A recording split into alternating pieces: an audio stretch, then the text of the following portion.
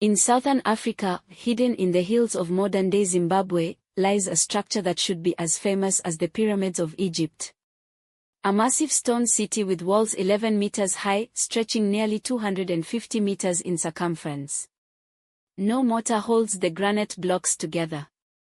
They are stacked with a precision that has baffled engineers for over a century. At its peak, this city was the capital of a kingdom that controlled a vast network of gold and ivory trade stretching from the Indian Ocean to the interior of the continent. When European colonists first saw it, they refused to believe Africans built it. They invented elaborate theories involving Phoenicians, Arabs, even King Solomon's mines.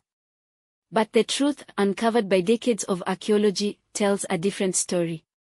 This is Great Zimbabwe. And its walls stand as the greatest monument to African ingenuity ever built. The word Zimbabwe comes from the Shona language. It means houses of stone.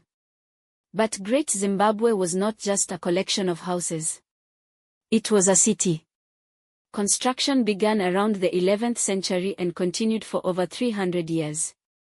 At its height, between 1300 and 1450 CE, the city was home to as many as 18,000 people.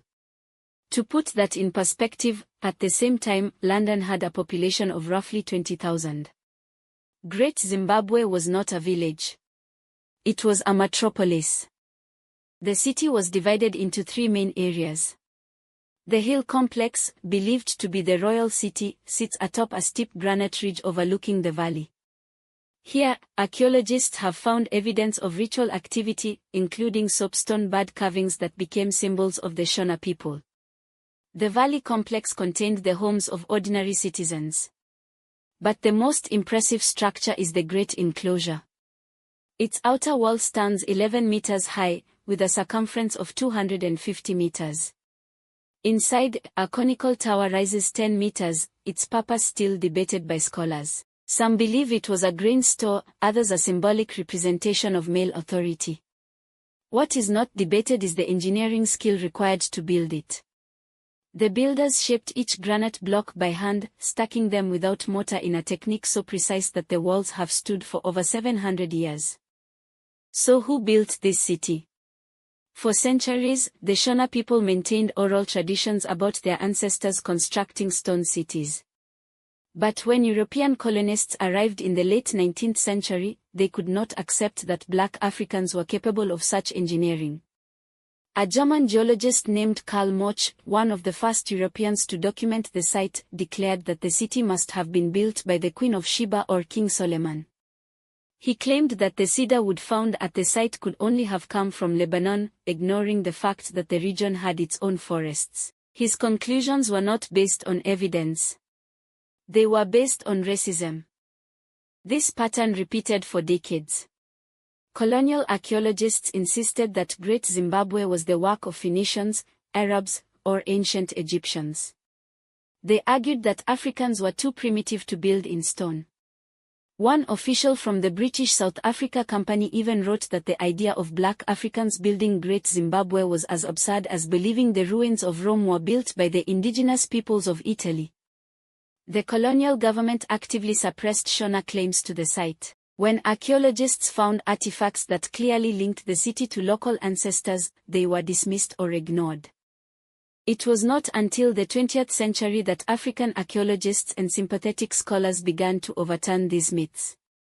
The British archaeologist Gertrude Cotton Thompson conducted excavations in the 1920s and concluded definitively that Great Zimbabwe was built by Africans.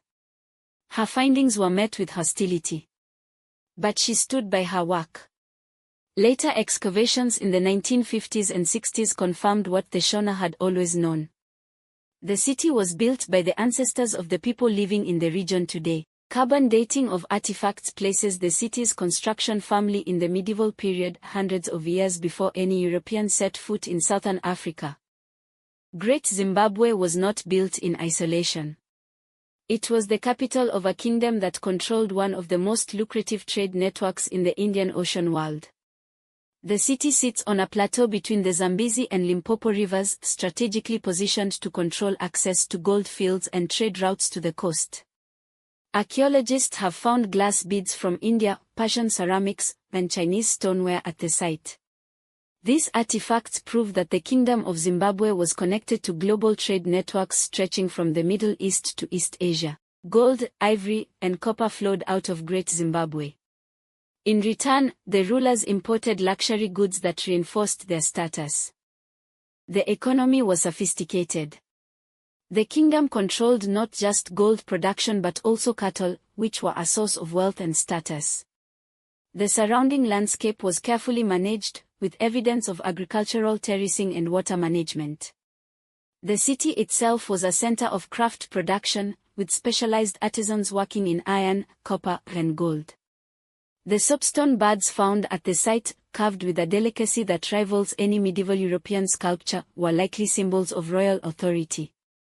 8 of these birds have been recovered. One of them remains on the Zimbabwean flag today. By the mid-15th century, Great Zimbabwe began to decline. The reasons are complex. Some scholars point to environmental factors, including deforestation and soil exhaustion from centuries of intensive occupation. Others suggest that shifts in trade routes weakened the city's economic base. As new gold fields opened further north, the center of power moved to the Mutapa kingdom. Great Zimbabwe was gradually abandoned. But it was never forgotten. The local Shona people maintained the site as a sacred place, the connection to their ancestors and a reminder of their history.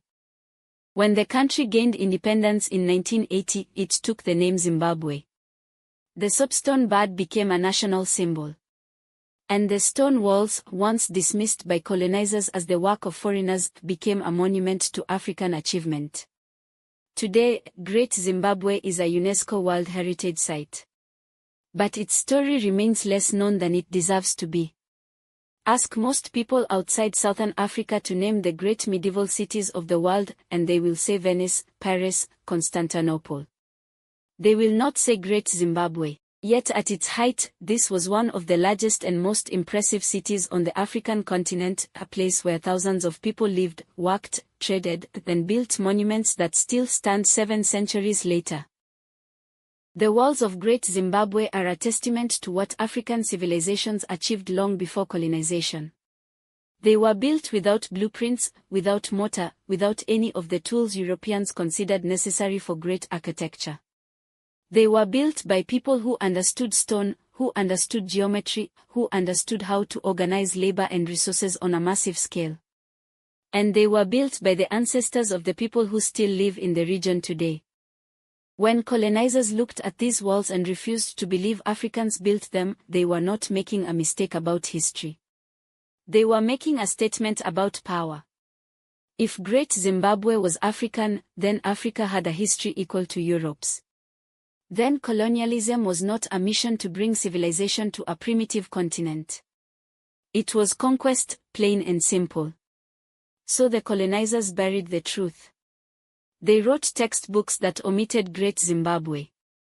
They told generations of African children that their ancestors had lived in mud huts and waited for Europeans to teach them how to build. But the walls stood. They are still standing. And they tell a different story. Great Zimbabwe is not a mystery. It is not a riddle to be solved by outsiders. It is a city built by Africans, for Africans, on African soil. And its stones speak louder than any colonial lie ever could. Thanks for watching. If you enjoyed the story, hit that like button and subscribe for more journeys through history. See you in the next one.